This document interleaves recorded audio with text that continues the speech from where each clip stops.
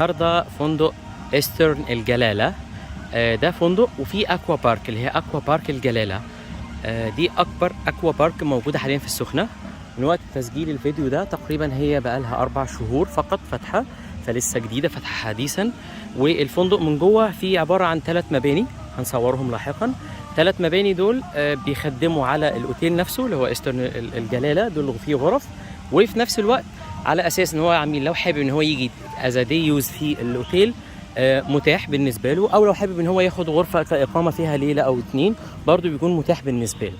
طيب بالنسبه لطريقه الحجز، طريقه الحجز ممكن بتيجي بنفسك تحجز عن طريق التيكتس هنا، او ممكن بتكلمنا بنحجز لك مسبقا. كده كده الاسعار بتكون واحده، سواء اذا كان عن طريق الحجز بشباك التذاكر او عن طريق الشركه عندنا. هو الاسعار حاليا بالنسبه للفرد البالغ 350 جنيه ده الدخول فقط، وبالنسبه للاطفال بيكون 300 جنيه.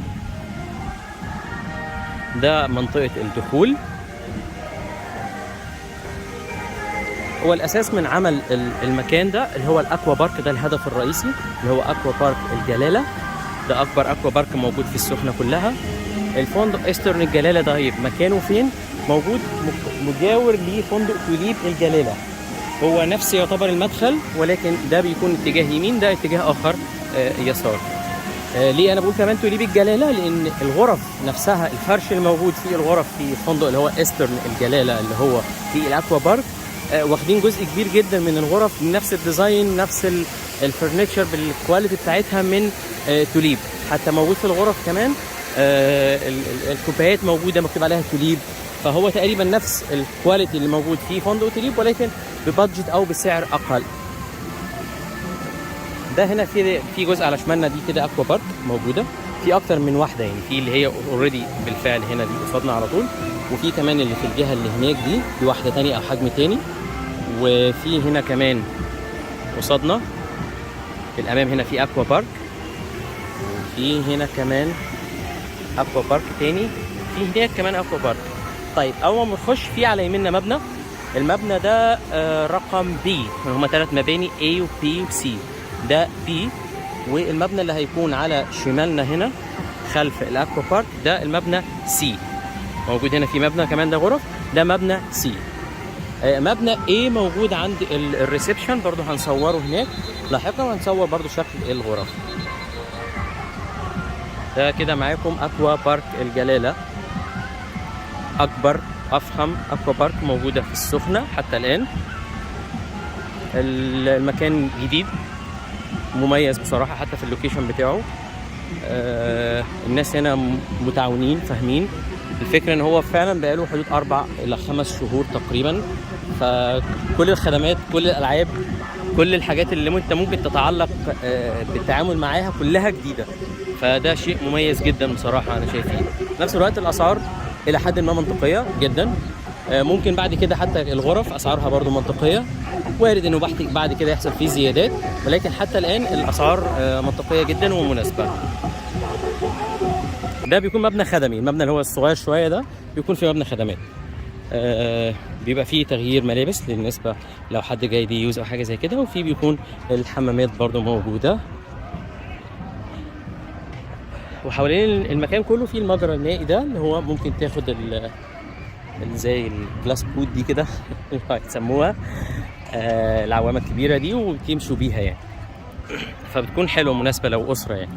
هنا ده برضو مكان اخر في اكوا بارك صغيره للاطفال، في كذا سلايد بحيث تبقى سهله عليهم وتسيبيهم في امان يعني. حتى هي كبيره كويسه وفي نفس الوقت سهله خالص، اطفال صغيرين بسيطه يعني، ارتفاعها مش عالي وامان. وحمام السباحه اللي بتنزل فيه صغير يعني، ارتفاعه تقريبا حدود 50 سم او اقل كمان.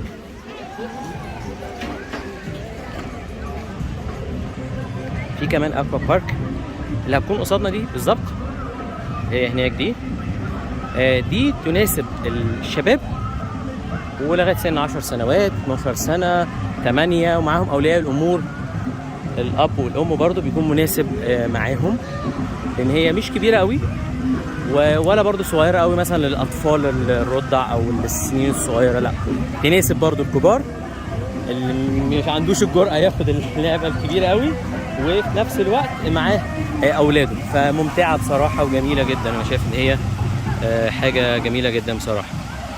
ده بالنسبة لي الاكوا بارك اللي هي دي تناسب الكبار والصغيرين. في اكوا بارك تانية هناك صغيرة، دي للاطفال الصغيرين، وقصادها في المبنى اللي هو بي، مبنى رقم 2. ده المبنى التاني، هو ده بي. وفي الاكوا بارك دي للرضع بقى، سنة وسنتين وثلاثة، الاطفال الصغيرين خالص يقدروا ان هم يكونوا موجودين في الاكوا بارك دي، حتى تناسب معاهم. وده المبنى التاني للغرف، مبنى رقم بي.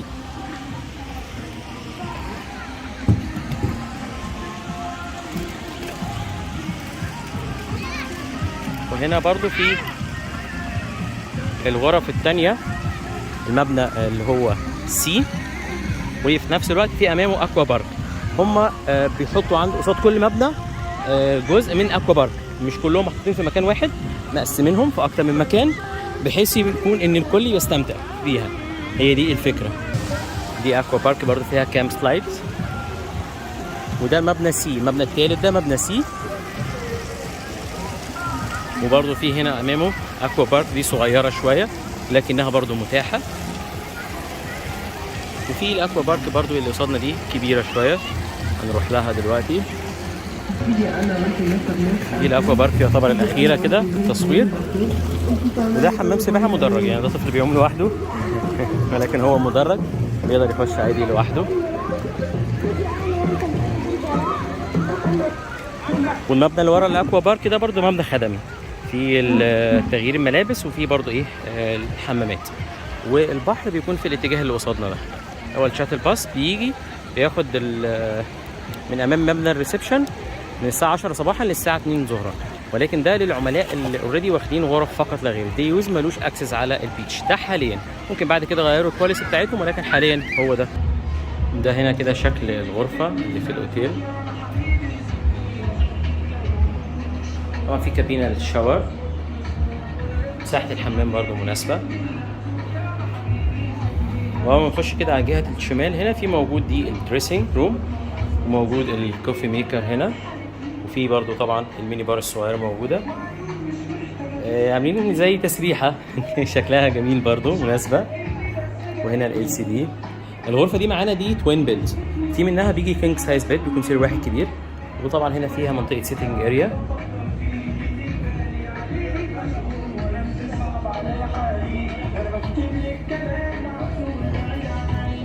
الميزه ان الاوتيل كله هو عباره عن 3 مباني، وكلها بتطل على حمام السباحه والاكوا بارك.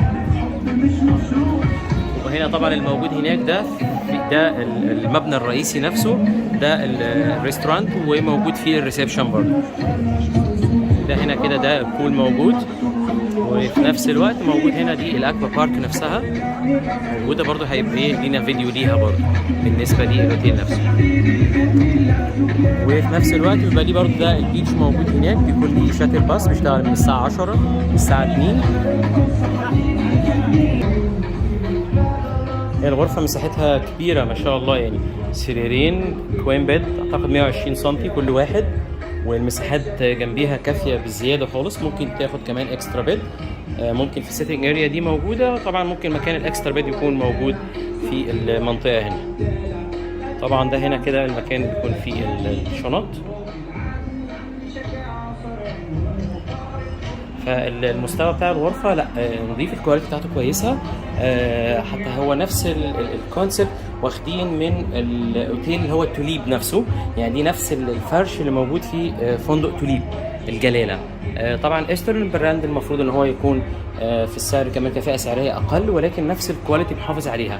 حتى لو اخدنا بالنا ان هنا الكوب برضو مكتوب عليه التوليب، نفسه موجود في توليب الجلاله، هو ده نفسه.